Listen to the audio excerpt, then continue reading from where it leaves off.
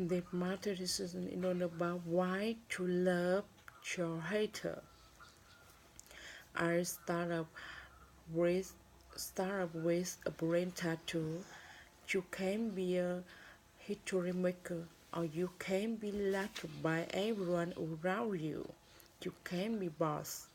I mean, the very nature of living your personal greatness and doing something otherworldly in our world of ours means you are going to have to think differently from the majority. You are going to have to install the habits and routines that that that most people don't do. You are going to have to live, talk, breathe, walk, work, produce, create in a way that most people who are card-carrying members of the cult of mediocrity just just don't buy into. When you look up, most people out on the world today and they are not judging, they are just reporting, but they are addicted to entertainment. They love gossiping, they are negative, they are toxic. Anyone who anyone who want to do anything great, they want to bring them down. They dismiss the game changes and they are just courting through life, and so the very nature of you stepping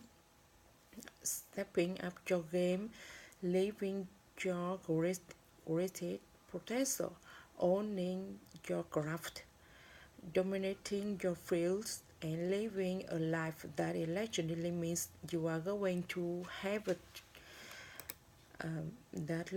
legendary means you are going to have to live 5% to make a decision to live a very few people do.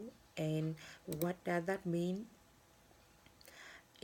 It means you are going to be laughed at. It means you are going to be ridiculed. It means you are going to be mis- misunderstood, because leadership is a lonely sport and it means you just might be hated. And so this materialism is me sharing some of my thoughts on why there's great value when people hate you. Now look, I am trying to be a decent human being. I work really hard on being loving. I try to treat, treat people very well.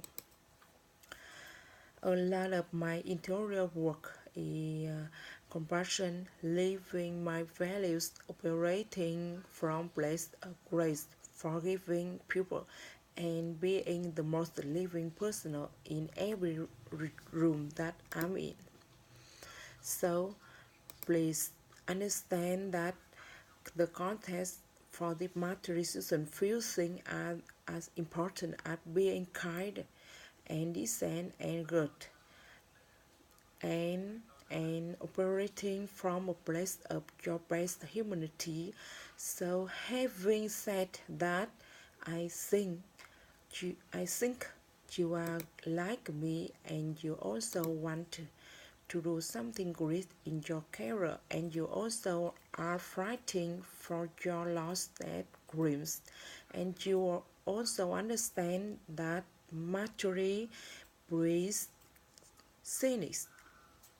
And so there's a great value when people start to hate you, because if you look up J.G., I was reading his biography, and he said that, I really knew that I was having influence in the popular culture when people start hating me, if you look a lot of English artists, when their books go to number one globally, a lot of the amateurs actually start to say, oh, that is rubbish.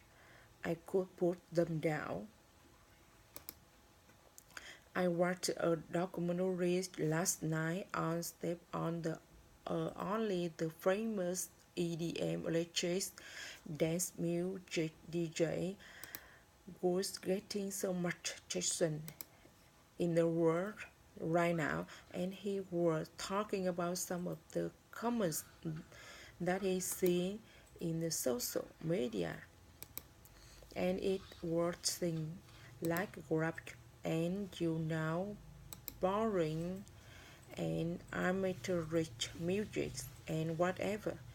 Even even though he is so skilled. I mean, you just watch the documentary called I I Sleep When I'm Dead, and just see the skill, and you can just look up any great athlete, and you could look up any great scientist. You can look up any great chef. You can look up any great artist. You can look at any great art author. You can look up any great statesman. You can look up any world-class stateswoman. Anyone who has done something in an exceptional level, praised, cynics, and dismissed. So the point is simply there's the very nature of doing something that very few people are willing to do means that the majority will laugh at you. Why? Because deep in they know they have the opportunity to do something great too. And your example make them feel guilty. Let's go deeper. At a deep emotional level, it brings up the shame of potential unexpressed, and most people don't know this. They vary this psychology, but when they see someone as a shining example of mastery, it brings up guilt, it brings up shame, and at deep level, unconsciously, they knew that they were born into this innocence. Innocence. They they we all are born into this ridiculously great potential. We all know you know this. You have so much more in you than you are currently expressing to the world. You know that you have the opportunity of mastery every day. What is because of your and my worker nature that we don't live it, that we watch too much TV,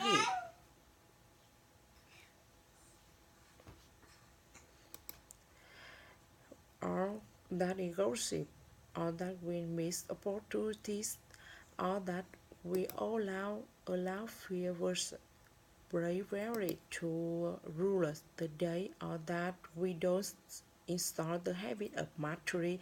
I mean, here's another idea: genius is less about your genetic and it more about your habits. We all want genius, but how many people are willing to install the habits that will guarantee genius? And so, what do we do? It is a lot easier to throw drug at the icons than to do what the icons did to make them so successful. And let's not forget when we see someone on an NBA court doing amazing things, or when we walk into art gallery like a Frieze in France, or we walk into go to Vatican City, we look up and we see Sistine Chapel. It is a lot of easier to say the people are genius, the people have different genius coding than we do, then say I could do that too if I'm willing to make the sacrifice to do the learning, put in the training time, say no to the distraction, forget about spending my life every day doing what we feel pressure and start doing what make me feel what really important. And so that why there's so many dismissed, cynic, and hater in the world, because it is easier to be a victim. Even science, even society it tells us that will August. If you are doing something hard, you are doing something wrong. Actually, to be a great athletic champion, let's say you've got to do to let's say you've got to go up against your limit. You are training time. You've got to be willing to suffer to the pain of growing your muscle. Well, that is the case for any sport, any skills skill.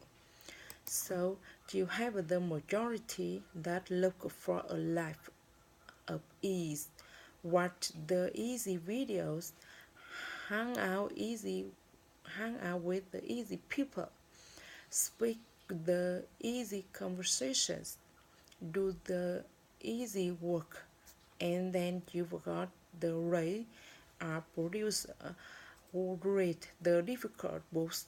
They go to the difficult training course. They make the time to get up early and watch the online training. They have the difficult conversations. They do the difficult runs that push them right to the edge of the limit, because as you go to your limit, the limit is plain, and that is how they grow.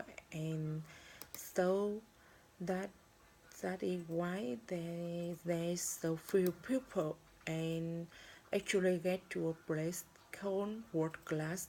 And all I'm subjecting to you with great love and respect is simply that you do have a choice. You can listen to your hatred. You can be one of the hater.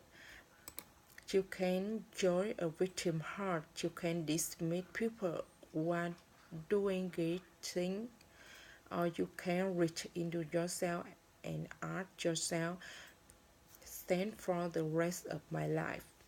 Do I really want to write to mastery? Do I want to get to the last hour of my last day and know that I took every ounce of the human potential I was blessed with, and through easy time and difficult, I brought it on, and even at a result of my values, my mindset, my heart set, my habits, my routines, my discipline. I owned my game.